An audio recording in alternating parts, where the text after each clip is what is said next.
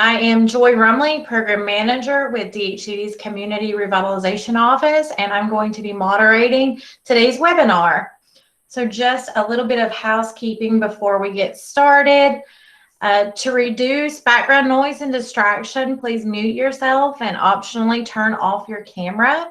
That provides a sharper focus to our speaker. At the bottom center of your browser window, look for the little microphone and camera. We are recording, as I mentioned, and following today, we will post the recording and presentation handout on virginiamainstreet.com. There will be a Q&A opportunity at the end. However, please feel free to use the chat feature to ask any questions at any point, and you will find the chat feature in the bottom right-hand corner of your browser. Alternatively, you can print and note your questions in the series workbook. Speaking of chat, let's test your skills. If you want to write in the chat, where are you joining us from? What locality do you represent, or where do you call home?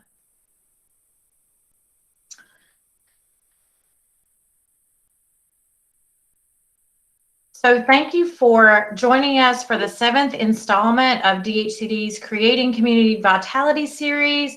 This is the monthly series intended to provide inspiration, ideas, and resources to help position your community for success by ensuring local amenities, infrastructure, and social offerings are in place to retain and attract an increasingly mobile workforce. The series is organized around 3 key themes. Identity is recognizing your community's core strengths around place, people, and the leadership pipeline. The ecosystems are the systems that support successful business startup, tourism, housing, and worldwide connectivity.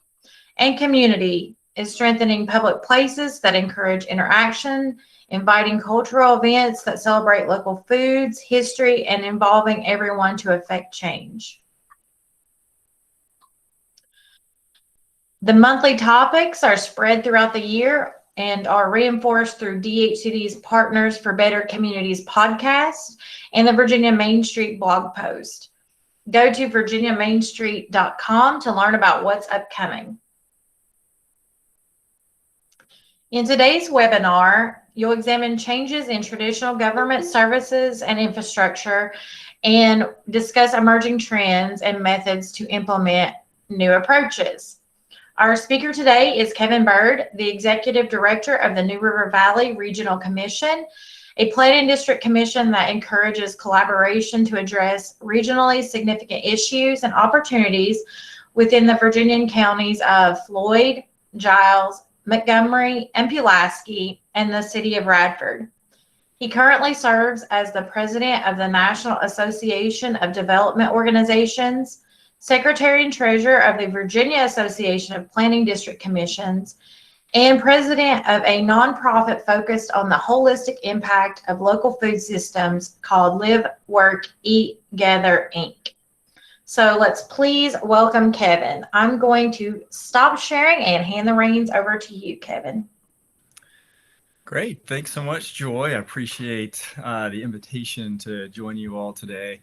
As Joy pointed out earlier, please put your questions in chat as we go through. I learned so much from people that participate in these kind of webinars, and I want to take away as much as I'm able to share with you all today.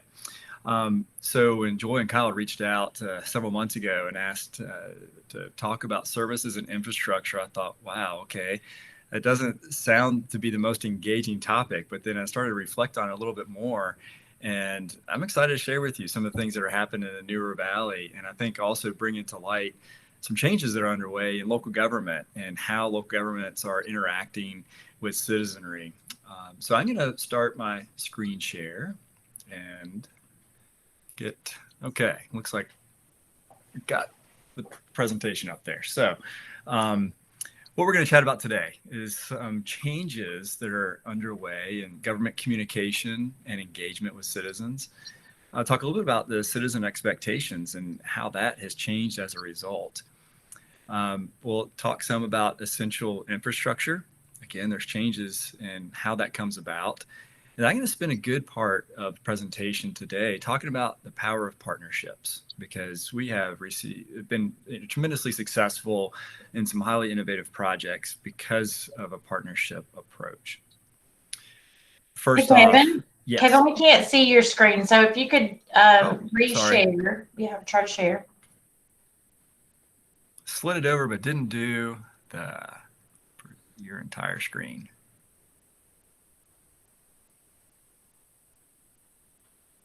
Okay, let me try that again. Got it now, Joy? Perfect. Thank you. Okay, thanks for stopping me there. I appreciate that. So yeah, last piece we'll chat about is power of partnerships. First off, everyone might not be familiar with the Planning District Commission or Regional Commission or Regional Councils. Just so you're aware, those are all mean the same thing in Virginia. And there are 21 regions, and we are governmental agencies. We provide technical assistance to local governments, and each region is can be pretty different in the services that we offer, because it's driven by what our local governments are asking for us to do on an annual basis. And that range of services for our organization spans housing, transportation, land use planning, GIS mapping, community development, and more recently, we had a pretty significant role in the COVID response and supporting our health district and bringing on additional staff. So we can do anything our local governments ask us to do. And I mentioned that to this audience so you can go and challenge your planning district to come up with some creative projects and programs in partnership with them. Then one thing to point out that's unique about organizations is that the board that owns the organization, it's all comprised of majority of elected officials.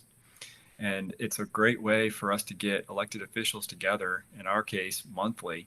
So they talk about issues across their local government boundaries, and it creates relationships and the ability to work together when the times may be challenging or if there's an opportunity on the horizon.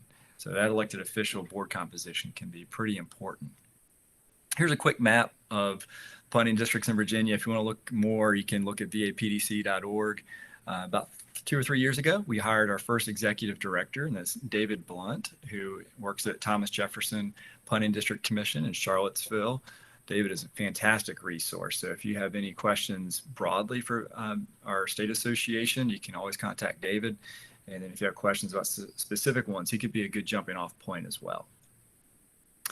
So our first quick poll is coming up here, Joy. So I guess I will exit shared screen, right? No, you can stay in shared screen. If everyone would look to the far right, you will see a triangle, a square, and a circle. If you click on that, you should be able to see the poll question. And that is, are you signed up to receive updates from your local government? Yes or no? And I will show the results as soon as we get a goodly number of those respondents. Yes. So the past several years, I'd say local governments are moving into a digital communications platform, and some have it, some don't. I'm curious, how many of you all are signed up to receive those government communications via email or text or phone calls? Joy, I might actually exit screen so I can see responses. Okay, sure thing.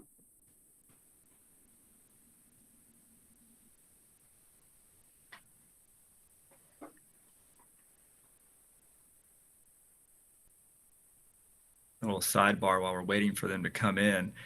One of our local governments uses a platform that calls text emails.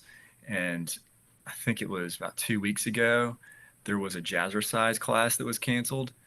And it went out to everyone that was subscribed, regardless of which information you were subscribed to receive.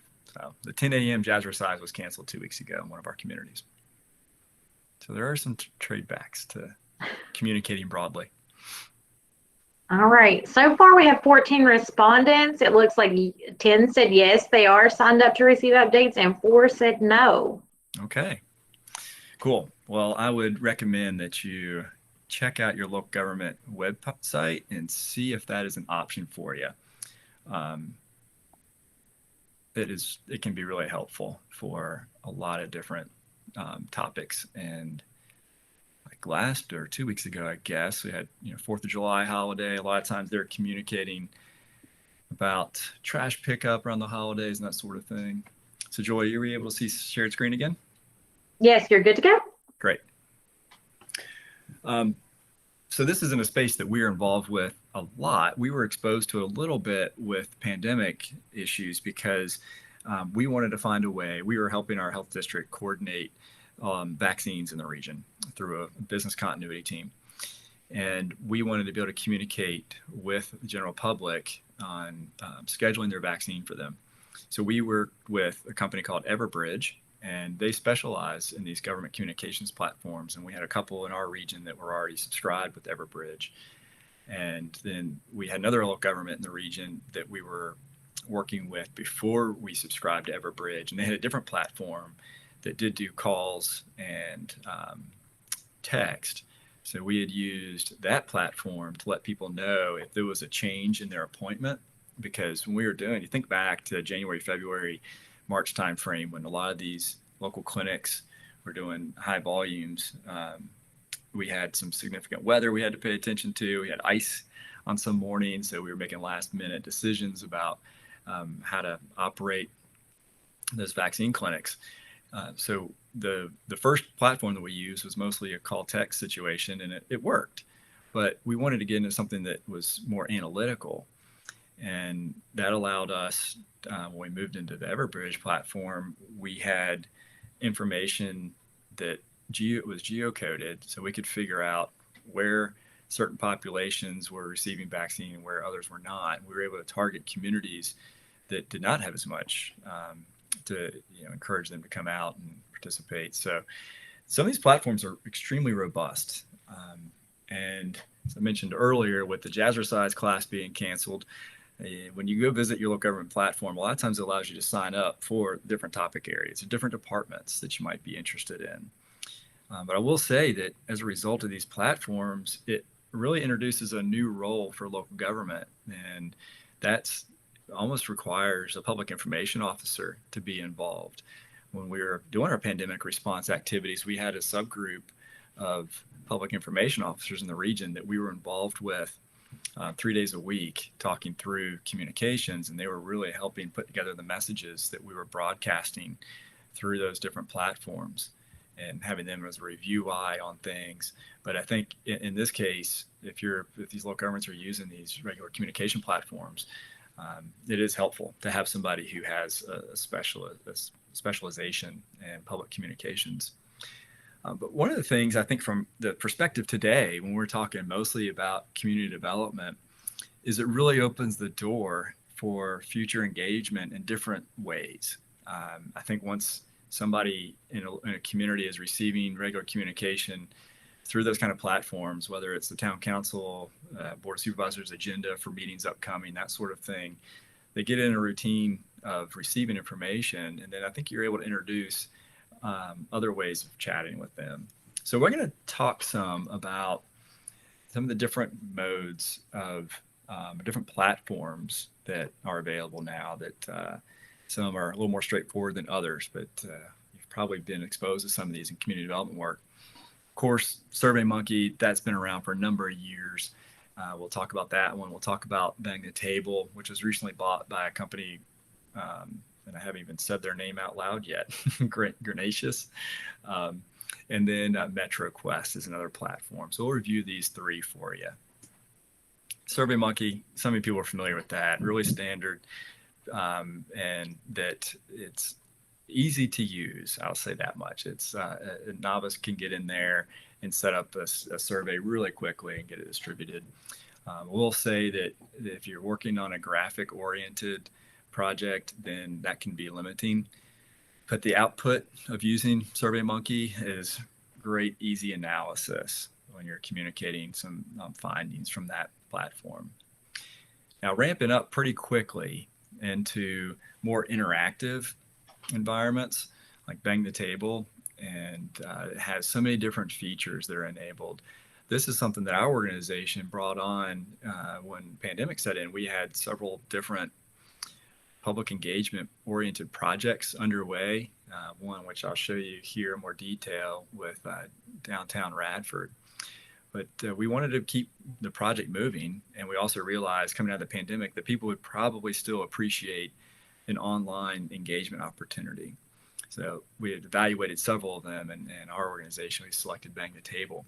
But some of those features are quick polls like we did here just a minute ago, but you're able to do that on a more of a static website.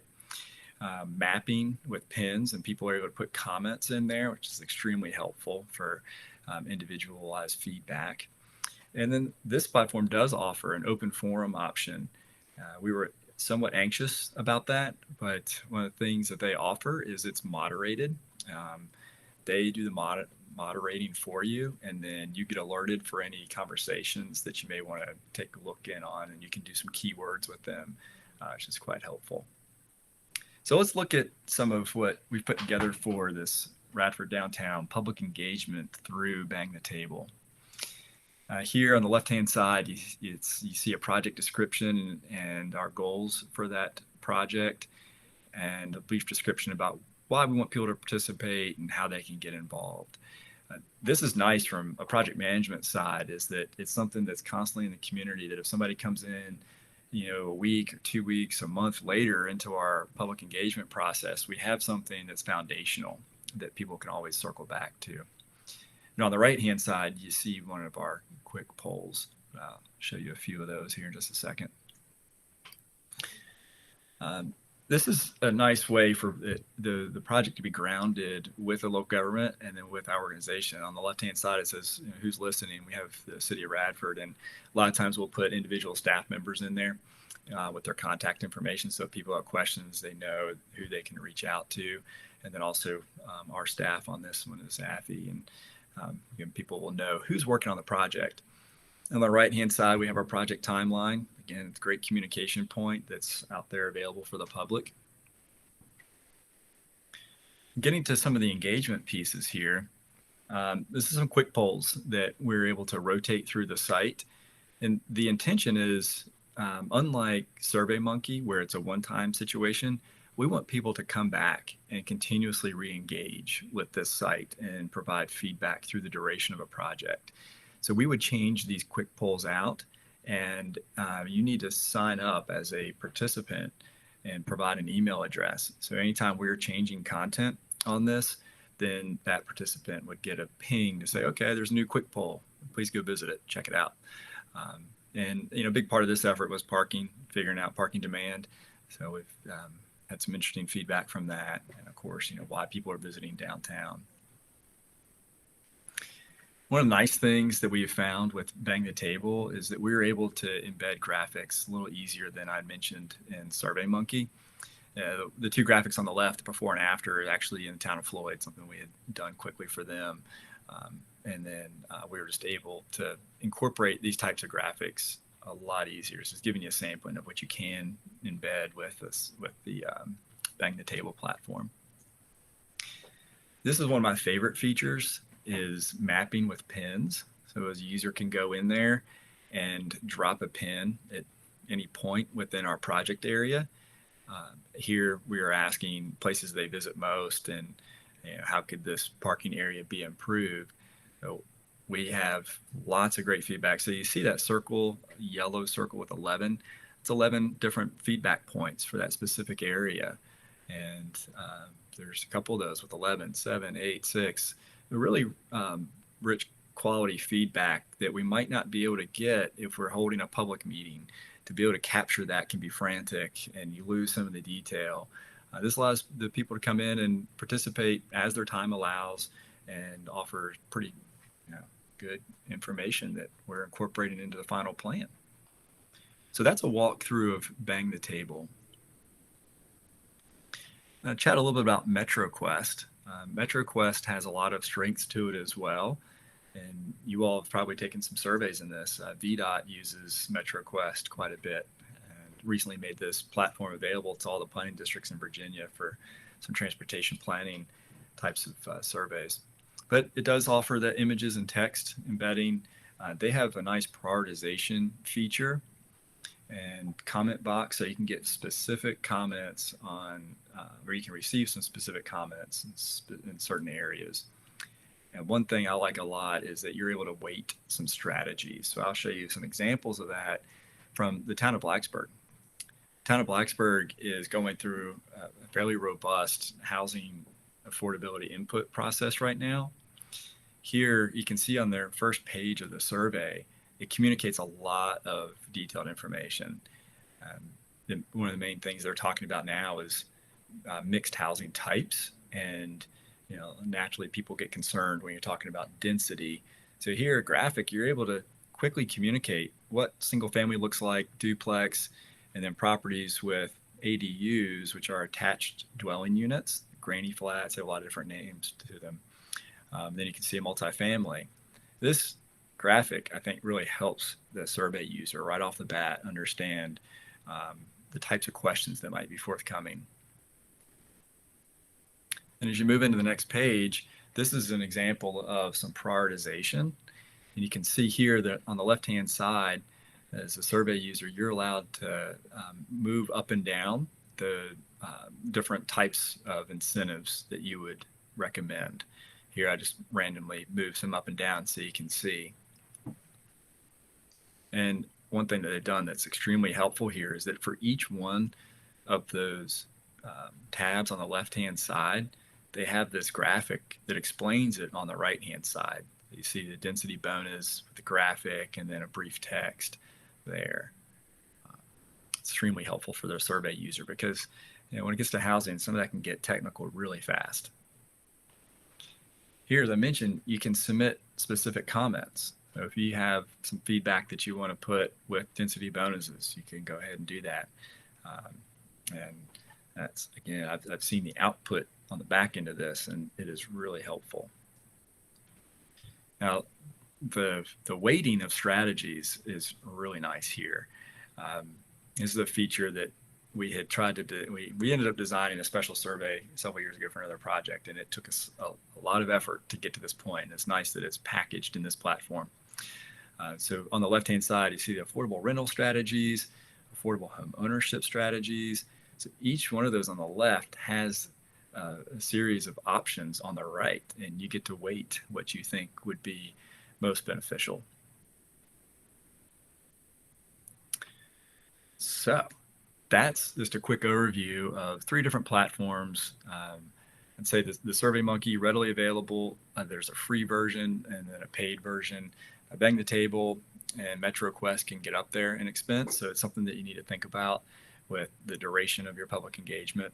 And there's also, from our experience, a fair amount of staff time involved in making sure you have the right content and graphics. It's fairly plug and play, but you do want to make sure you're thinking through all that you're wanting to receive out of that process. So it could be time intensive. So there's some considerations. I'm going to switch gears a little bit here and start another quick poll on essential infrastructure. You got that, Joy? It's ready to go. Okay. So if everybody wants to go back over to the shapes, the triangle, the square, the circle on the far right-hand side at the bottom, you click on that, you'll be able to see the poll, and feel free to start voting. Yeah, and that question is, what do you consider essential infrastructure? Water, sewer, electricity, broadband, all the above.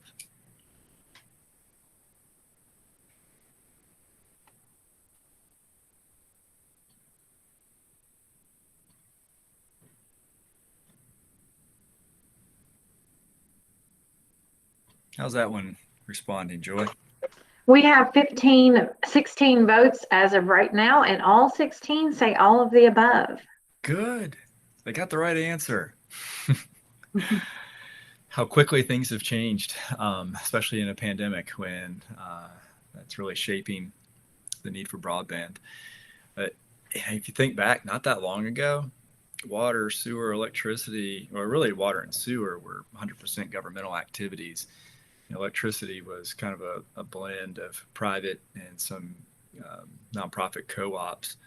But and then, you think about also these water and sewer extensions, and back in the day it was mostly government putting that out there.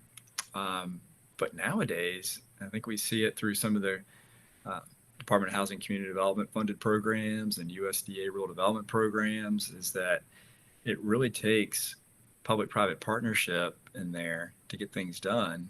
And the public side being, of course, the local government that's often operating that water or sewer utility. But then the private aspect is that, having worked some of these projects, is that the government needs a partner that's in that community to go be an advocate and work alongside the local government. Meaning, a lot of times you have to get your neighbors to sign up and make some commitments. And that's extremely hard to do from a pure governmental perspective. So if you have a neighborhood champion, that's often our approach, is having them help us with the community meetings or door knocking with us. Or if we're leaving door hangers behind, is putting their name along as a contact information about the project. And that just helps a tremendous amount with getting people to feel comfortable.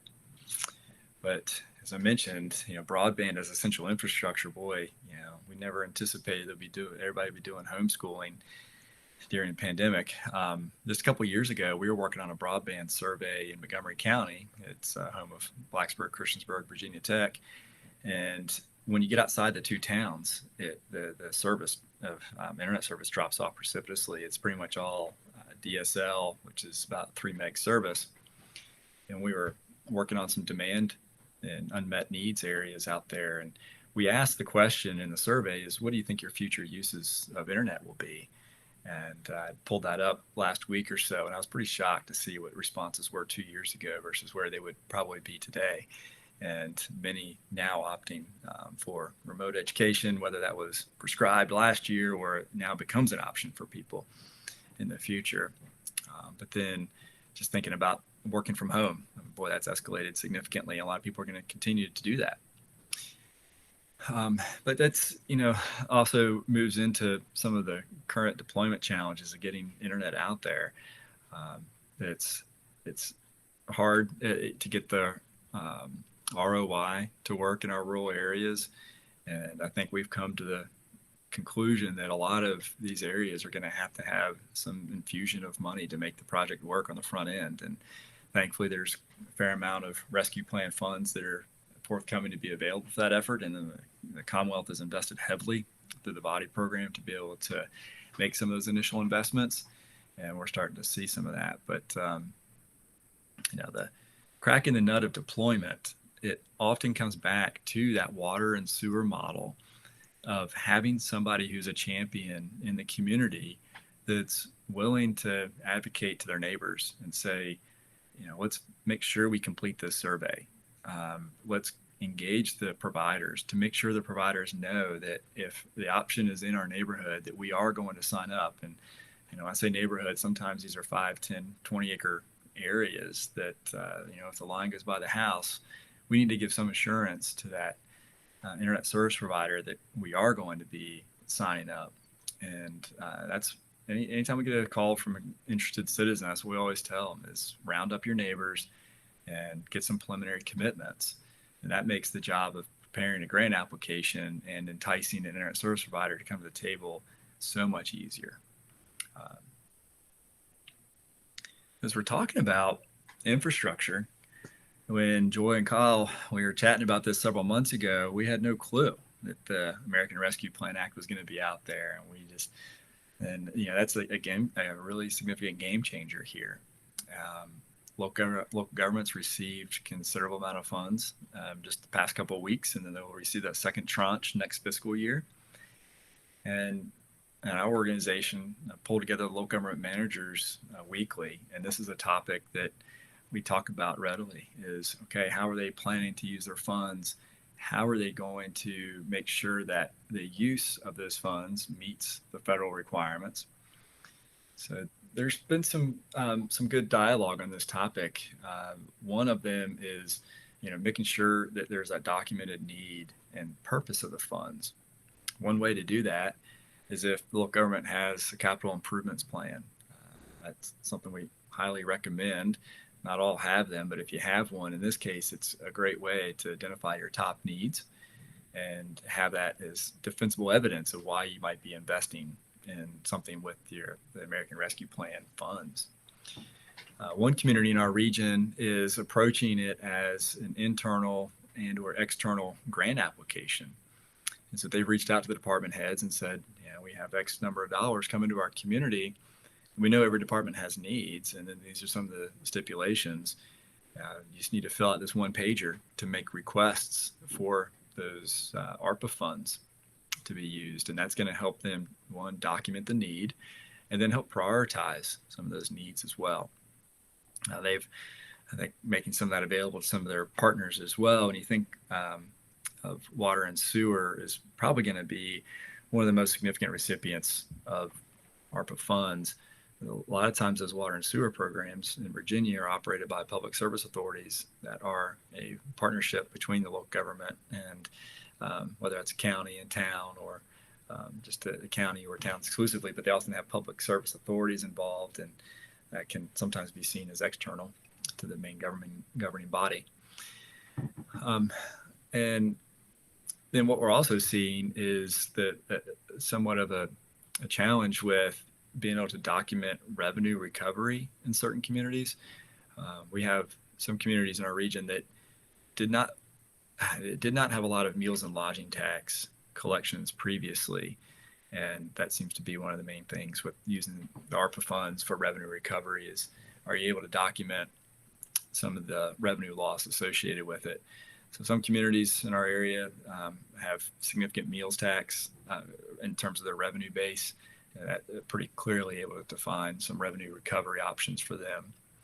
But definitely in our conversations, it sounds like a significant amount of attention on water, sewer, and broadband. From local government's perspective, a lot of these water and sewer facilities are fairly dated, and there is often grant and loan money available to be able to extend systems, and not as much for rehabbing existing lines. So I think that's an avenue that you'll probably see a lot of the ARPA funds going into. And so that's a little bit on ARPA and infrastructure. Next piece of this I want to get into is partnerships. And this is where we've been fortunate as a region to have some creative approaches that have delivered, I think, some really interesting outcomes. We had a transformational project in our region in 2009, 2010. I think is when we were under contract in 2010 with the NRV Livability Initiative. And that led us that we were compelled to create a consortium approach to that project. And I'll talk a little bit more about that here in just a minute. And I'm going to walk you through a couple case studies, one being a downtown public-private partnership in Christiansburg, and then also Price's Fork School Reuse Project, a community outside of the town of Blacksburg that had a school decommissioned, and public-private partnership took place from the beginning. And it's been a great project to observe. So I want to share with you some foundational resources. The first is a book called The New Localism by Bruce Katz and Jeremy Nowak. The second is 13 Ways to Kill Your Community. It's a satiric approach of community development by Doug Griffiths. And then a website, saveyour.town by Becky McCrae and Deb Brown. All three of these have been terrific resources. And I want to just read a quick excerpt for you from the first two books so you get just a sense of where they're going with their content. So the first one, New Localism, and it's basically talks about that in sum, power increasingly belongs to the problem solvers.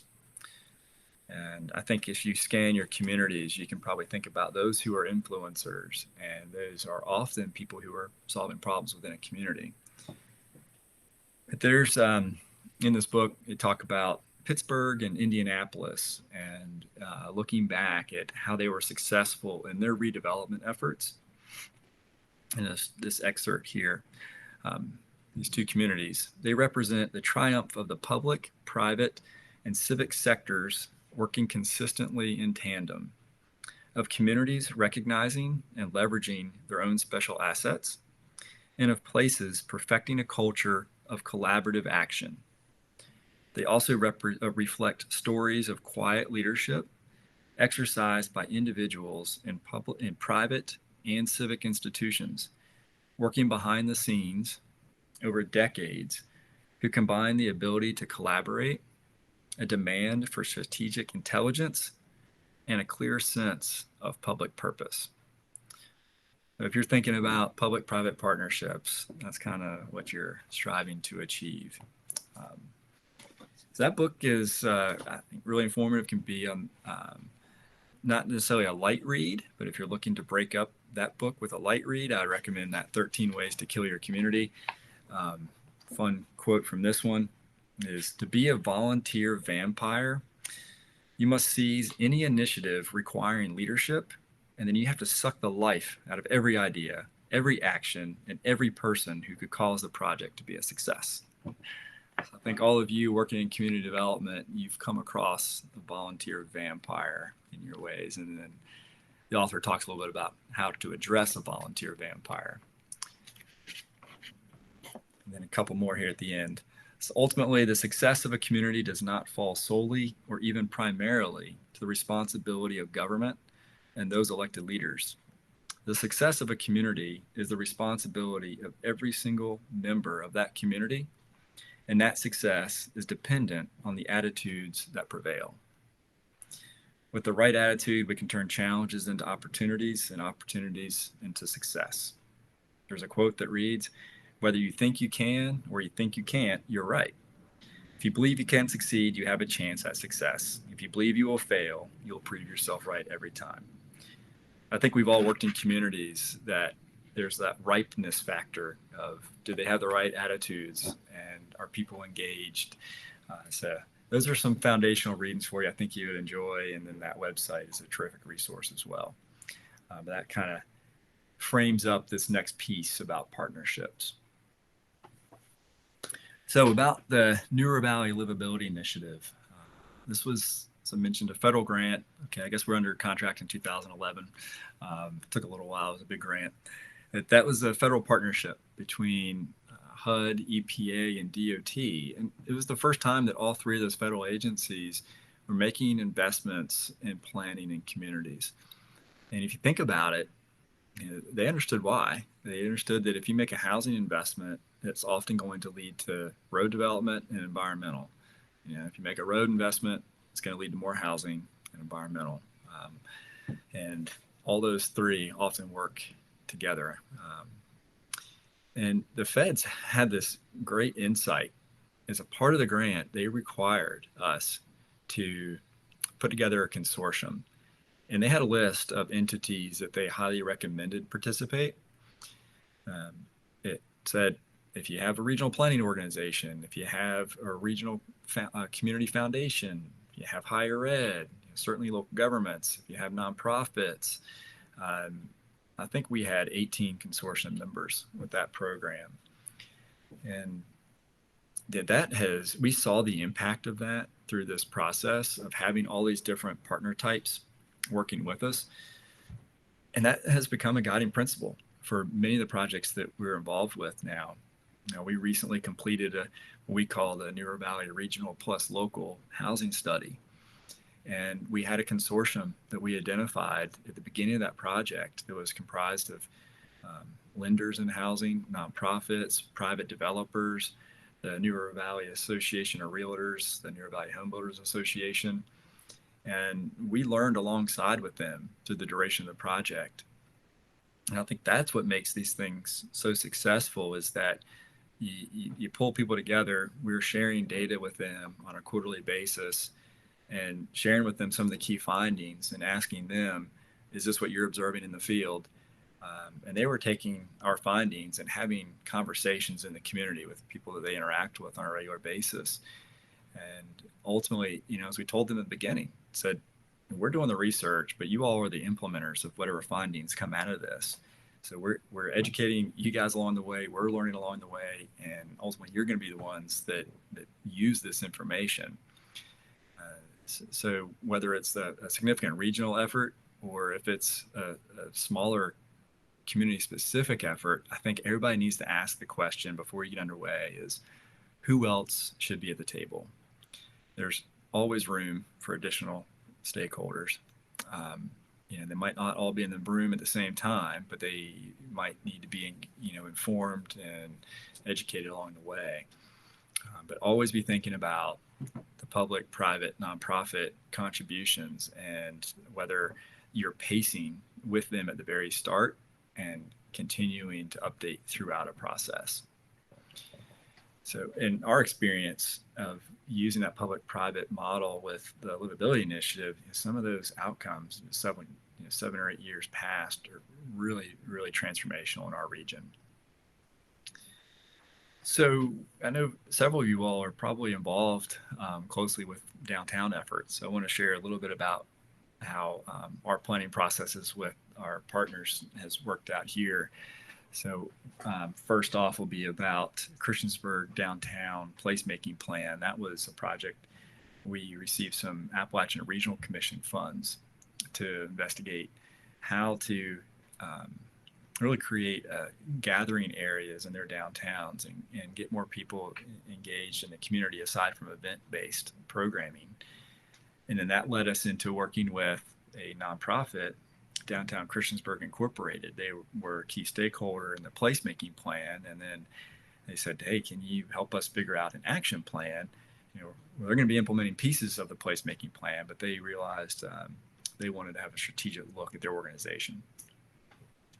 So yeah, the Christiansburg placemaking plan, we had 3 different areas that we were looking at: downtown, and then there's this Cambria area, which is a historic downtown around a rail station just off the backside of downtown, and then Midtown, which many communities have in Midtown area, and that's the transitional area that's more of that commercial corridor, fast food, retail, that sort of thing. And we wanted to evaluate the 3 of those and kind of compare and contrast what more appropriate uses and focus points would be for each of those 3. Here you can see some of the quick snapshots that we prepared for them on outcomes from surveying efforts. And this is about what are most important to you in the downtown area. And again, this was helping to provide some focus. See that they have a food truck rodeo in the community that is extremely well attended. So that ranked pretty high because people are very familiar with that. Then they also recognize that there's not a lot of store variety in the downtown area. So that came through pretty clearly. The way that we were shaping recommendations for them is something I think is translational for a lot of communities. And we're kind of breaking down for them the steps forward. And we use this approach called Just Start, and things that you can just get right into because there was a lot of consensus around them, or they were small steps that would help people see progress, which is extremely important.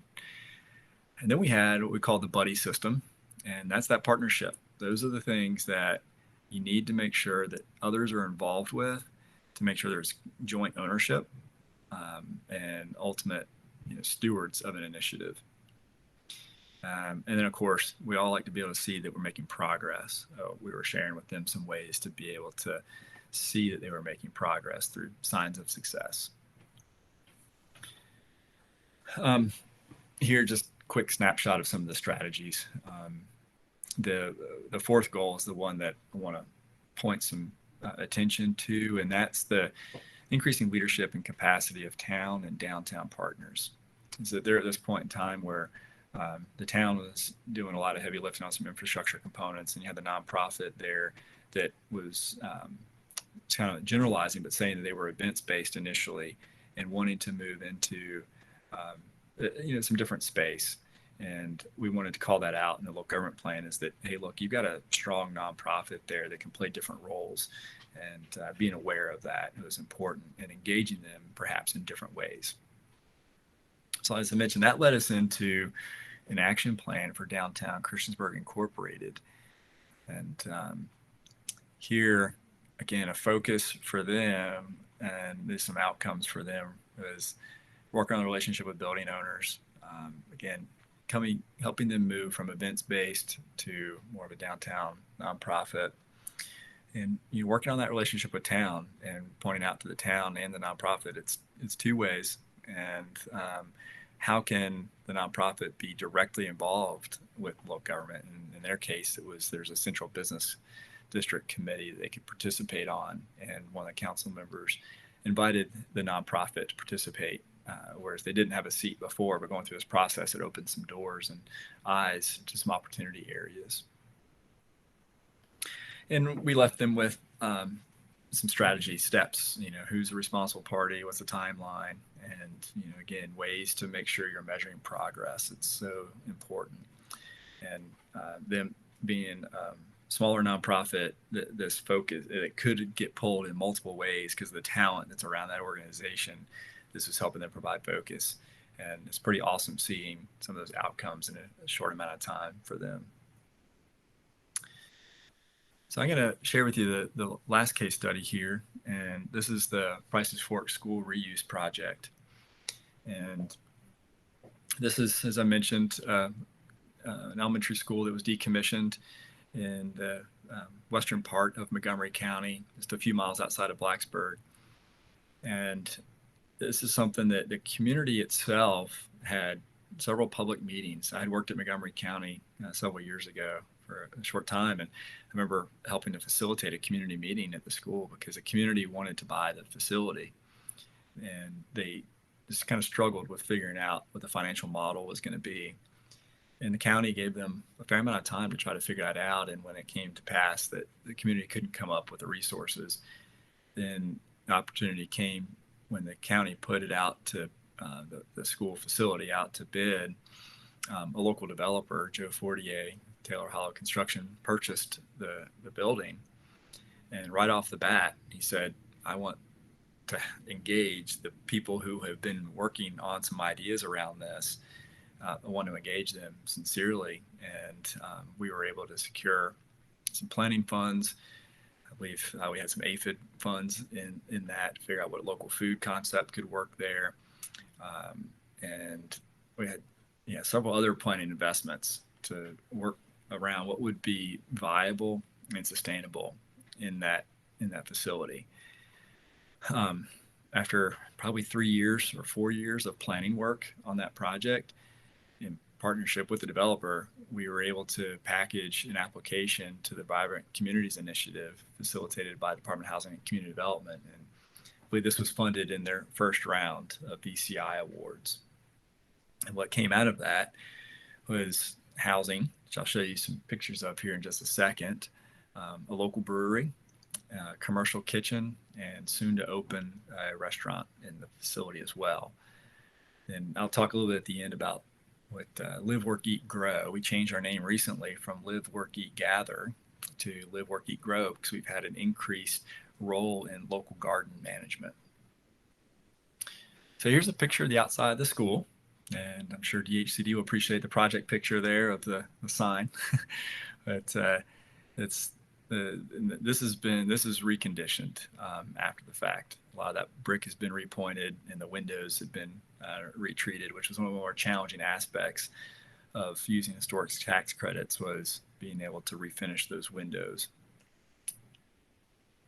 This is a look down one of the residential hallways. So the classrooms were converted to 16 residential units. More than half were reserved for 55 and over. And then we also have some income restricted units in there as well. They added some skylights down the hall. You can see that right up front. Some skylights let the natural light in, and then they kept the initial tile, or the original tile. And you can see down the end of the hallway there that they put in some glass sound breaks for the other uses in the building that I mentioned earlier. And then on the walls, you can see the lighting that is over the residential doorways. So here's a look inside one of the previous classrooms that is now an apartment. There you can see the nice old windows that are preserved. And then here's the kitchen space just to the right of that. And on the right-hand side, if you look at that built-in, that's from the classroom. And some of these still have the chalkboards in the apartments as well. Now, there was 16 units in this initial L-shaped building, and the building for the footprint is now a U shape because there was an additional 16 units that were built that were part of that VCI grant award. Here is the brewery space, which for a lot of people who went to this elementary school, it was the kindergarten room. And they all come in and say, oh my gosh, I remember being in this space. And what's pretty neat here is the bar top and some other features, furnishings in the space were reconditioned from the original facility. The bar top is actually the soapstone that was in the bathrooms, the dividers between the toilets. Pretty neat to have that reuse. But it's a Moon Hollow Brewing and highly successful. It's a great destination in the community now. It's often the parking is often full. That's one of our challenges now, is figuring out the parking, because the brewery is successful, the residential units are all full, and we have a commercial kitchen as well that is use. So having a parking problem at a facility like this is quite a relief of a challenge to deal with. So I want to talk about Live, Work, Eat, Grow, and this is just layering in that public-private partnership here. The role of that nonprofit initially was to really help oversee the community kitchen that was built as a part of this, the commercial kitchen rather. It's space that people can come in and reserve by the hour, and that when we were working on, we didn't know that we were going to need a nonprofit initially. We knew that we needed public and private partners working through the development of the school. And then once we got to certain milestones with that project, we realized these people are all extremely passionate about the success of the overall project. And we knew that the developer had a role in managing the residential component, but what about how, who was managing how all these things kind of work together? And then that's where the nonprofit was kind of given rise. So that board composition, think around about who's serving. There's some local government folks on that. There's people who are interested in sustainability. There's local foods people. Private developer is on that board as well. And it's quite a good mix of talent that's on that group. And as we were realizing the capacity of that group, we realized, okay, we now need to add staff because we had some programs that needed to be executed. One was being the kitchen manager. And then we had an opportunity, once that nonprofit was established, there was a community garden in the town of Blacksburg that we were offered to take over management of. Within 1 year, that garden turned into 2, and the second year turned into 3, and then now we're looking at possibly developing out a 4th community garden. So that's increased our staffing from a part-time kitchen manager to now 2 full-time staff, and 1 person is serving in a role of executive director in training and is being mentored by one of our board members. And we we've kind of created this public-private nonprofit partnership that has created has addressed gaps in our area. Here's a look in on the community or the commercial kitchen. And if you look to the back left side of that picture, there's essentially 2 functioning kitchens in there, so we can have a lot of different people in there at one time. This was a tour that we gave of our at our founders event, is that we had initial investors to support the nonprofit, and they got this behind the scenes tour and some gift bags provided by some of our kitchen users.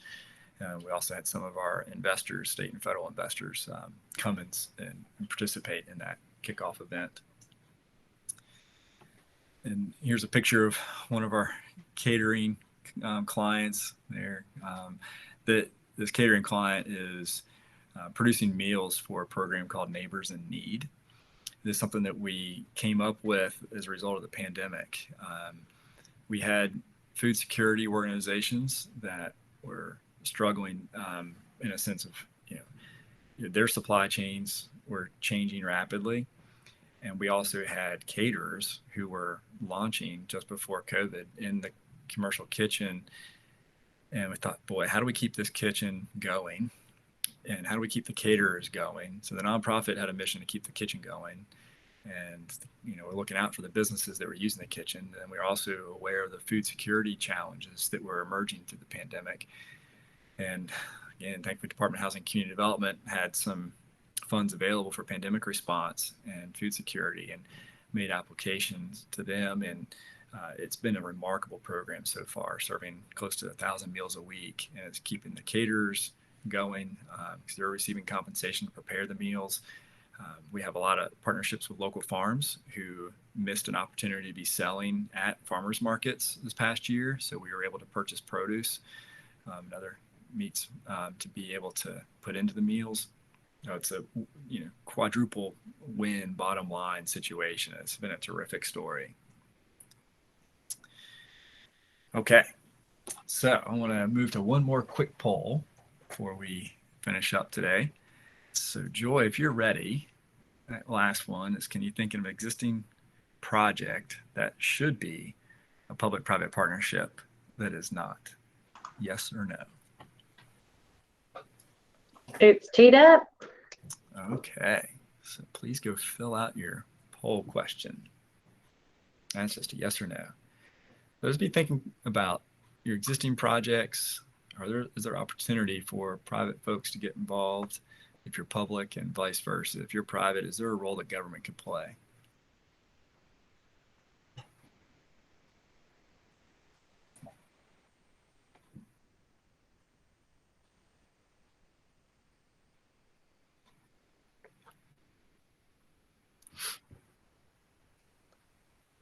You getting some responses there, Joy? Yeah, we have all yeses. No one has said no yet. Good, good. Okay, well, just a quick recap for you and some words of encouragement. I'd say that you constantly survey that landscape for partners.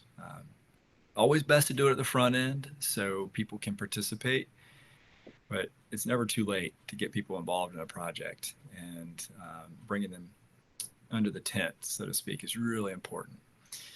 And what I think we have found over time is that not just inviting them to a meeting, but finding ways for them to be involved with the project sincerely with responsibilities. I will say that often when you get into these public-private partnerships, you have a need to delineate roles and responsibilities. You may have one entity that feels like they want to take a lot of ownership over a specific item, but grant requirements or just dynamics of the future of the project may not allow for that. So it's important at the onset to write down some roles and responsibilities of those key partners. And that way everybody's clear about expectations up front, and you can always revisit it as you go through. We've done that tons of times with the Prices for School project. And I also encourage you to keep innovating. That's what breeds success, is a culture and climate of innovation that continuously challenges what we feel like can and should be done, and welcoming those challenges and thinking through how you can implement. And then perhaps most importantly is telling your story locally. We have some local government partners, particularly on Prices for It project, the Montgomery County stepping up in a big way. Historically, they would probably admit that they were not very involved in the community development block grant program and didn't necessarily see some of those opportunities. And then when we came to them and said, do we really need you all to participate in this program with us? And they said, sure, we'll do it. So not only were they stepping up in a big way for several $1 million of CDBG funding obligations with the Vibrant Communities Initiative and the school project, but then the Neighbors in Need opportunity came along, and they said, it's went well with VCI, so we'll continue to work with you on that. And for that, we've been extremely appreciative. And it's important for people to know locally about your projects. So yeah, tell that story, because you never know when a partner may emerge, an investor may come along. You just never know. So you got to tell the story. With that, I'll go ahead and wrap up. There's my contact information. If you want to connect offline, I'd be happy to have a conversation and learn from you and what you're doing in your communities. So with that, I will stop my shared screen and we can get to some Q&A. Looks like we have some time for that. We do. Thank you, Kevin.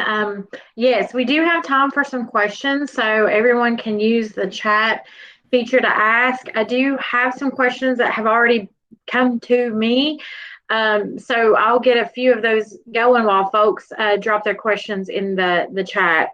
So, Kevin, how can localities use funds, the Rescue Act funds, to support local small businesses? You mentioned water, sewer, broadband. Are there ways that they might be able to tap in to help their business districts and or their small businesses?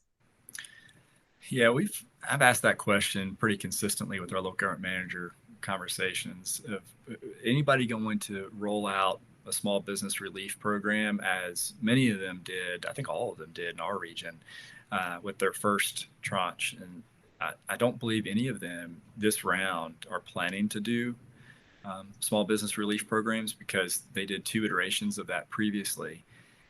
Now, it's an allowable program within those ARPA funds. I'll also say that Department of Housing and Community Development, I believe you all still have some funds that might be available for that type of activity. I know we have a grant through Giles County available for businesses in the New River Valley that are tourism impacted businesses. So there's a variety of pathways right now that are available. I just think that this latest investment of ARPA funds, many local governments are probably going to be looking at some infrastructure things that they have often had to go through debt service for previously, but not with this money. Okay.